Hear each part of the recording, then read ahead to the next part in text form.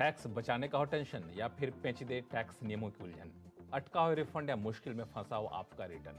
हर मुश्किल सवाल का आसान जवाब है टैक्स गुरु, जहां आप ना सिर्फ अपना टैक्स बचाते हैं बल्कि हम टैक्स की उलझनों को सुलझाने के गुर भी आपको सिखाते हैं। नमस्कार, मैं हूं लक्ष्मण राय और आज आपके सवालों का जवाब देने के लिए हमारे साथ हैं जाने माने टैक्स एक्सपर्ट शरद कोहली साहब। सर, आपका स्वागत है CNBC आवाज में। हमने देखा है कि विदेश में रहने वाले भारतीय अपने घर पे परिवार को, माता पिता को पैसे भेजते रहे, लेकिन इन दिनों विदेश में पैसा भेजने का चलन बढ़ता जा रहा है। अगर रिजर्व बैंक के आंकड़ों को देखें तो पिछले 8 साल में बाहर भेजे जाने वाली रकम में करीब 280% से भी ज़्यादा की बढ़ोतरी हुई है। अब सवाल उठता है कि जो लोग बाहर पैसा भेजते हैं क्या उनको भी टैक्स देना पड़ता है?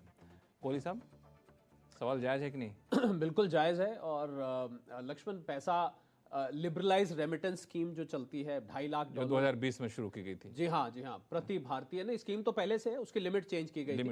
प्रति भारतीय प्रति वर्ष आप $2.5 लाख तक एक साल में भेज सकते हो। लोग इसका भरपूर फायदा उठा रहे हैं, पढ़ाई लिखाई के लिए, लोन लेने के लिए, निवेश करने, लोन देने के लिए, निवेश करने के लिए, वगैरह वगैरह।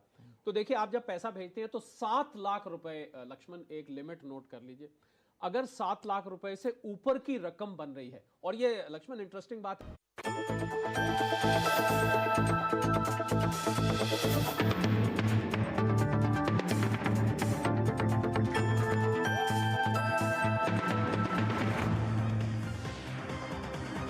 टैक्स से जुड़ी हर उलझनों को दूर करने के लिए लेकर हम हाजिर हैं आपका पसंदीदा शो टैक्स गुरु, जहां हम नियमों के दायरे में रहकर टैक्स बचाने के बेहतरीन तरीके आपको बताते हैं। नमस्कार, मैं हूं लक्ष्मण राय और आपके सवालों का जवाब देने के लिए इस बार हमारे साथ होंगे जानी मानी टैक्स एक्सपर्ट गौरी चड्ढा। गौरी, आपका स्वागत है।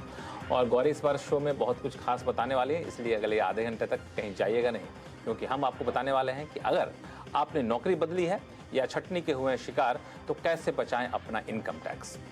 खाली पड़ी प्रॉपर्टी पर भी क्या बनती है टैक्स की देनदारी, और साथ ही ये भी बताएंगे कि कंपनी के मर्जर के बाद शेयर पर कैसे चुकाएं कैपिटल गेन्स टैक्स। इन सारे मुद्दों पर बातचीत होगी, लेकिन सबसे पहला मुद्दा नौकरी को लेकर के।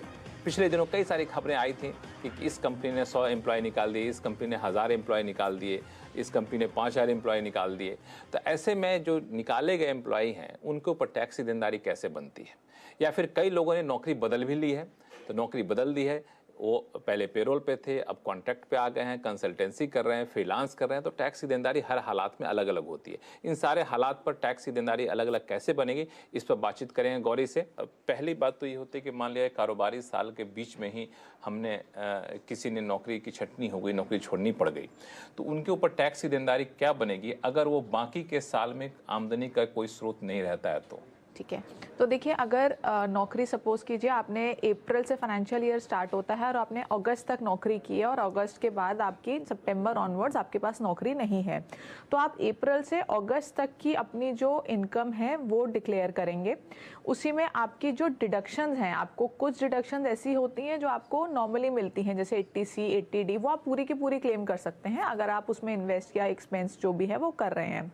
कुछ डिडक्शंस ऐसी होती हैं या एग्जेम्पशंस ऐसी होती हैं जो आपकी मंथ के हिसाब से लिंक्ड होती हैं, जैसे HRA है, 80GG का बेनिफिट है, और ऐसी चीज़ें वो आपको उन्हीं हिसाब से मिलेगी जितने महीने आपने काम किया है, उस हिसाब से आपको उसकी डिडक्शन मिलेगी या एग्जेम्पशन मिलेगी। तो बाकी का साल जो आपने नौकरी नहीं की है और उसमें आपकी कोई भी और इनकम नहीं है, तो वहाँ से आपको कुछ भी इंक्लूड अपनी इनकम में करने की ज़रूरत नहीं है, क्योंकि आपने कुछ कमाई तो की नहीं है।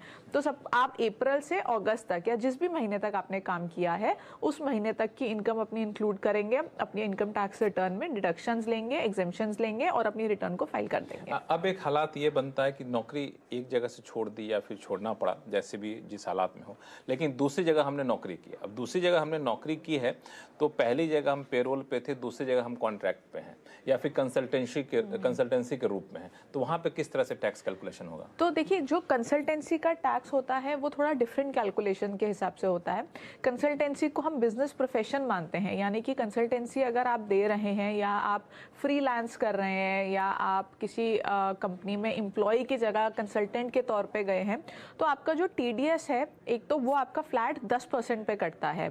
तो आपको बेसिकली उसमें अपना प्रॉफिट एंड लॉस अकाउंट और बैलेंस शीट बनाना होता है, जिसमें आप अपने सारे खर्चे बुक कर सकते हैं। यानी कि आपने जो खर्चा किया अपनी गाड़ी के ऊपर, पेट्रोल के ऊपर, ड्राइवर की सैलरी, कोई असिस्टेंट रखा है, इंटरनेट का बिल, फ़ोन का बिल, ये सारे खर्चे, इलेक्ट्रिसिटी अगर आपके घर की यूज़ हो रही है या आप जहाँ ऑफिस जाते हैं वहाँ की यूज़ हो रही है, या आपने कोई फर्नीचर खरीदा है, तमाम तरह के एक्सपेंसेस जो आपने उस कंसल्टेंसी को देने के लिए किए हैं, वो सारे के सारे आप क्लेम कर सकते हैं एज एन एक्सपेंस और अपनी इनकम में से माइनस कर सकते हैं।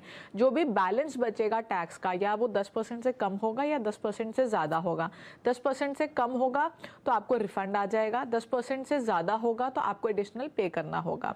और यही बात करें, जैसे आपने पूछा कि वो एज एन एम्प्लॉय ही चले गए, पहले भी एज एन एम्प्लॉय थे, नौकरी चेंज करी। यहीं पर रोकूंगा आपको कि अगर कंसल्टेंसी में जा रहे हैं तो मान लिया जाए अप्रैल से नौकरी पेरोल पे थे, सितंबर तक पेरोल पे थे, अक्टूबर से कंसल्टेंसी पे जा रहे हैं, तो दो अलग अलग तरीके टैक्स कैलकुलेशन होगा। जब पेरोल पे है उसका अलग होगा, कंसल्टेंसी का अलग होगा। बिल्कुल, दोनों अलग होगा। आपका जो सैलरी का भरना पड़ेगा, नहीं, एक ही ITR में भरना पड़ेगा, लेकिन दो तरह से दिखाना पड़ेगा। एक इनकम फ्रॉम सैलरी दिखानी पड़ेगी, एक इनकम फ्रॉम बिजनेस प्रोफेशन दिखानी पड़ेगी।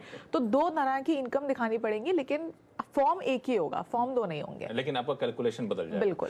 अब एक हालात ये बनता है जो आप कहना चाह रही थी कि नौकरी बदल ली है या फिर वहां से छोड़ना पड़ा और दूसरी जगह नौकरी मिल गई है, ऐसे केस में किन किन बातों का ख्याल रखना चाहिए? तो देखिए, अगर आपने नौकरी कर रहे थे, एज एन एम्प्लॉय काम कर रहे थे और दूसरी कंपनी में भी आप एज एन एम्प्लॉय गए हैं, तो इसमें दो चीज़ें हो सकती हैं। पहली तो ये है कि आपने अपने नए एम्प्लॉयर को अपनी प्रीवियस एम्प्लॉयर की जो आपकी इनकम आई है, जो सैलरी आई है, वो सारी आपने डिक्लेयर कर दी। तो जो आपका नया एम्प्लॉयर है वो उस सैलरी को इंक्लूड करके उस हिसाब से आपका TDS काट लेगा। लेकिन कई बार ऐसा होता है कि हम बताना नहीं चाहते कि पिछले एम्प्लॉयर से हमें कितनी सैलरी मिल रही थी और हम डिक्लेयर नहीं करते हैं। तो उस केस में जो नया एम्प्लॉयर है वो अपने हिसाब से TDS काटेगा। तो अब आपको मिलेंगे दो फॉर्म 16, तो आपको दोनों फॉर्म 16 को मर्ज करना होगा और दोनों को कंबाइन करके आप अपनी रिटर्न भरेंगे।